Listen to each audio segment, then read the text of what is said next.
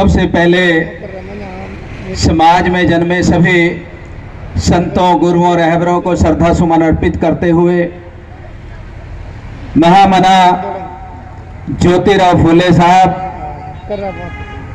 बाबा साहब भीमराव अंबेडकर, मानवर साहब श्री कांशीराम जी को श्रद्धा सुमन अर्पित करते हुए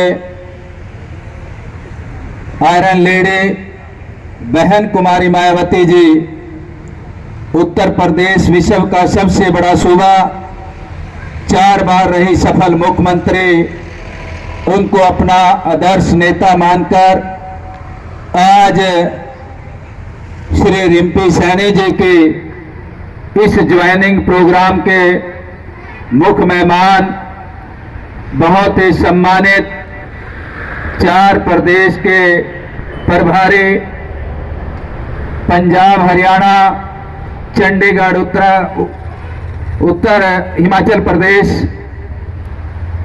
श्री रणधीर सिंह बेनीवाल साहब, जो रात दिन बहन कुमारी मायावती जी का आदेश संदेश लेकर पूरे प्रदेशों में लागू कराने का काम करते हैं। उनके साथ युवा नेता प्रकाश सिंह पाखी जी, प्रभारी हरियाणा प्रदेश, चौधरी सहीराम जी, महासचिव हरियाणा प्रदेश, रवि चौधरी जी, सपुत्र चौधरी स्वर्गीय शेर सिंह जी, श्री नरेश सारण जी, जो पूर्व में रहे प्रदेश के अध्यक्ष प्रभारी, मंच पर विराजमान बहुत ही सम्मानित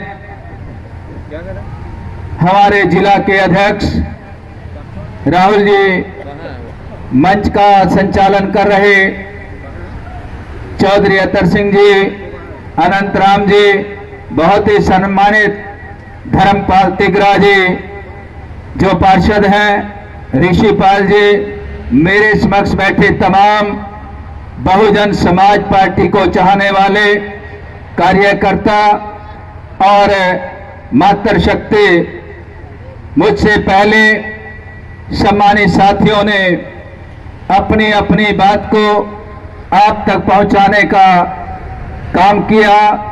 आज महामना ज्योतिराव फुले साहब, उनका जन्मदिन है। जन्मदिन की आपको लख लख बधाई।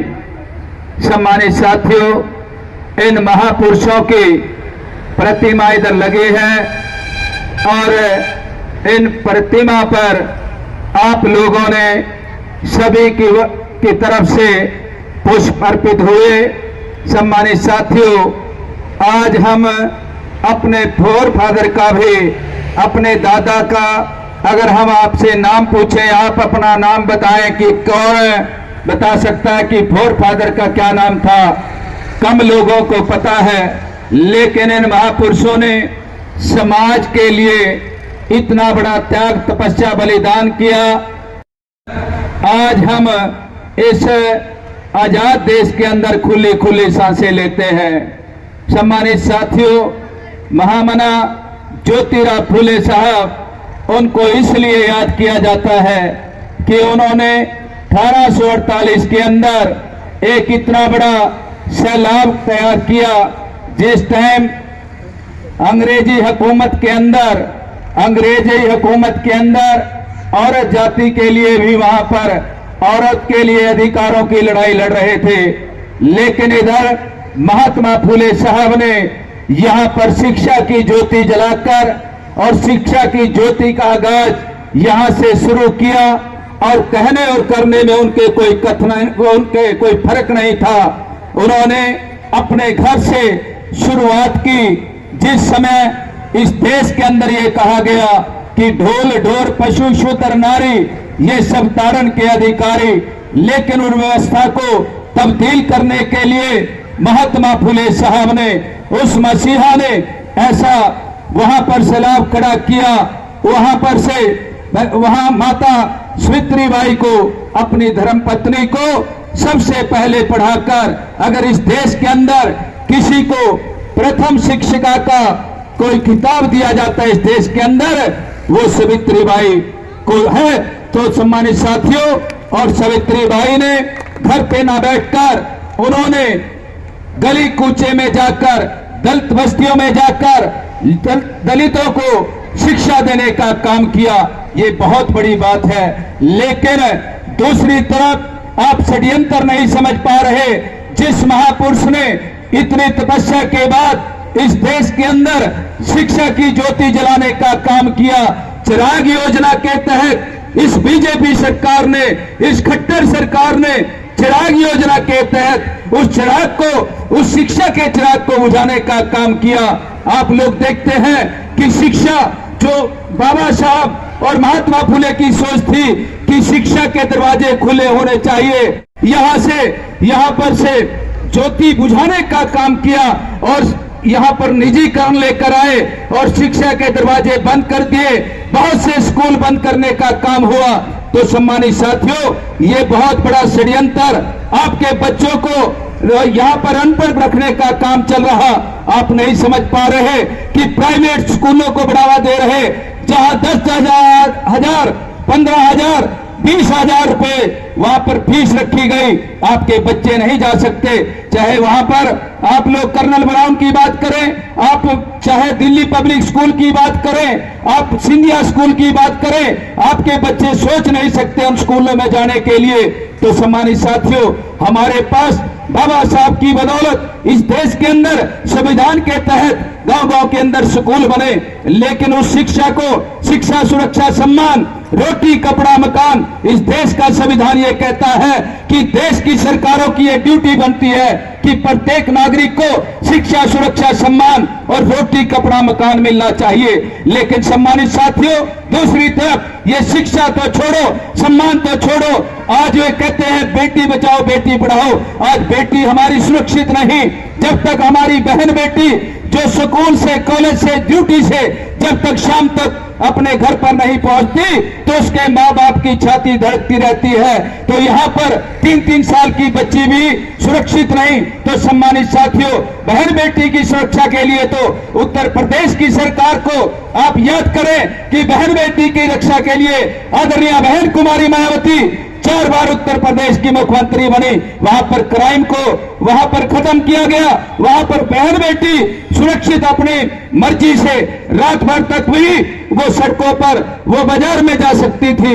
लेकिन आज लड़कियां डरी हुई हैं। तो सम्मानित साथियों, अगर आप भयमुक्त समाज चाहते हो, अगर आप यहां चाहते हो गैर बराबरी की खात्मा हो, तो इस देश के अंदर बीजेपी कांग्रेस को आपने परखा देखा, उनको आप लोगों ने परखा देखा, लेकिन उन्होंने आपके यहां पर से सब कुछ खत्म करने का काम किया, निजीकरण करने का काम किया। तो एक ही पार्टी, एक ही नेता इस देश के अंदर है, आदरणीय बहन कुमारी मायावती जी, जो आपके लिए, हितों के लिए सोचती है। चाहे किसान की बात हो, मजदूर की, व्यापारी की, कर्मचारी की, बेटी की बात हो, एक ही नेता है बहन कुमारी मायावती जी। और बाबा साहब भीमराव अंबेडकर ने तो, मेरी माताएं ज्यादा संख्या में बैठी है, किसी भी समाज की बहन बेटी है, अगर उनका कोई भगवान है, कोई देवता है, तो बाबा साहब भीमराव अंबेडकर है। क्योंकि इससे पहले औरत को यहाँ कोई सम्मान नहीं था, पढ़ने का अधिकार नहीं था, पर्दे के पीछे रहती थी। तो धन्य बाबा साहब भीमराव अंबेडकर इस देश के अंदर हिंदू कोड बिल लेकर आए और हिंदू कोड बिल के तहत औरत को तमाम सम्मान मिले। और तमाम सम्मान के तहत आज इस देश की चाहे राष्ट्रपति बनी, प्रधानमंत्री बने, चाहे मुख्यमंत्री बने, आरटीसी बने, कलेक्टर बने, चाहे आपकी बहन बेटी आज जो भी जिन भी पदों पर सुशोभित हैं, वो बाबा साहब की सोच से, बाबा साहब के संविधान से है। बहुत से लोग तो ये कह देते हैं कि ये तो सिर्फ बहुजन समाज, बाबा साहब ने चमारों के लिए काम किए। मैं दो बातें कहकर अपनी बात को समाप्त करूंगा। सबसे ज्यादा काम अगर कोई सोचे तो सबसे ज्यादा फायदा बाबा साहब ने संविधान में राजपूतों के लिए किया, और मेरी माताएं बहनें राजपूत समाज की बहन बेटियों के लिए किया। क्योंकि उस समय यहां पर राजपाट तलवार से, तीर से मिलता था, और 25 साल से ज्यादा कोई भी नौजवान राजपूत समाज में नहीं मिलता था, क्योंकि लड़ाई में शहीद हो जाते थे और हमारी बहनें माताएं वीरांगनाएं हो जाती थी। तो ये बाबा साहब ने इतना बड़ा करिश्मा किया कि आज तीर तलवार से लड़ने की जरूरत नहीं, पर्दे के पीछे जाकर राजे बनाए जा सकते हैं। तो मेरी माताएं बहनें भी ये सोचें कि आपके लिए बाबा साहब ने किया, और आपकी सोच के लिए, आपकी बात को आगे बढ़ाने के लिए आदरणीय बहन कुमारी मायावती जी, जिसने इतना बड़ा त्याग तपस्या की, शादी ना कराई, क्योंकि आज तो अगर 14-15 साल की बेटी हो वो भी सपने सजोती है कि मेरा घर बार ऐसा हो, लेकिन आदरणीय बहन जी ने समाज के लिए, आपके लिए पार्लियामेंट को छोड़ा, शादी ना कराई, परिवार को छोड़ा और आपकी लड़ाई अकेले लड़ती है। ऐसी नेता, उनको सतत सलाम है। वो ऐसी शेरनी है जो आपकी लड़ाई लड़ रही, उनके हाथों को मजबूत करने के लिए हरियाणा के अंदर भी अब की बार मैं दावे से कहता हूं कि हरियाणा के अंदर बहुजन समाज पार्टी की सरकार होगी और 24 के अंदर बहन कुमारी मायावती जी इस देश की प्रधानमंत्री होगी, क्योंकि बहुजन समाज पार्टी सर्व समाज को लेकर चल रही। अभी भी हम पथरेड़ी के अंदर सैनी समाज को ज्वाइन करा कर आए, यहां पर भी हमारे रिपी सैनी जी बड़ी मजबूती से युवा साथियों के लिए